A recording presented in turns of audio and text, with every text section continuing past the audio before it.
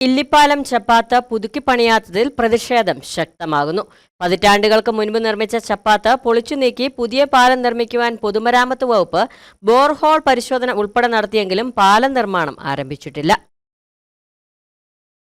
സേനാപതി, രാജകുമാരി പഞ്ചായത്തുകളെ തമ്മിൽ ബന്ധിപ്പിക്കുന്ന പ്രധാന പാലങ്ങളിൽ ഒന്നാണ് ഇല്ലിപ്പാലം ചപ്പാത്ത്. പതിറ്റാണ്ടുകൾക്ക് മുമ്പ് നിർമ്മിച്ച ചപ്പാത്തിൽ ഉയർന്ന കൈവരികളോ ശക്തമായ സംരക്ഷണ ഭിത്തികളോ ഇല്ല.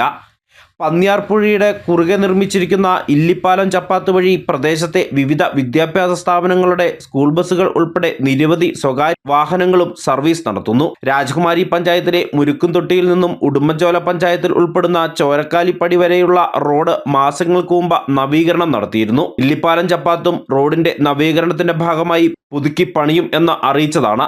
പൊതുമരാമത്ത് വകുപ്പിന്റെ ബ്രിഡ്ജസ് വിഭാഗം സ്ഥലത്തെത്തി ബോർഹോൾ പരിശോധന ഉൾപ്പെടെ നടത്തി. എന്നാൽ പിന്നീട് പാലം നിർമ്മിക്കുന്നതിന് വേണ്ട നടപടികൾ ഒന്നും തന്നെ ഉണ്ടായിട്ടുമില്ല. പതിറ്റാണ്ടുകളുടെ പഴക്കമുള്ള സേനാപതി ഇല്ലിപ്പാലം ചപ്പാത്ത് പുതുക്കിപ്പണിയണം എന്നാണ് നാട്ടുകാരുടെ ആവശ്യം. മനുഷ്യാവകാശ പ്രവർത്തക ലിസി സാബു സേനാപതി. പതിറ്റാണ്ടുകൾ പഴക്കമുള്ള സേനാപതി ഇല്ലിപ്പാലം ചപ്പാത്ത് പുതുക്കിപ്പണിയാൻ വേണ്ട നടപടികൾ എത്രയും വേഗം PWD സ്വീകരിക്കേണ്ടതാണ്.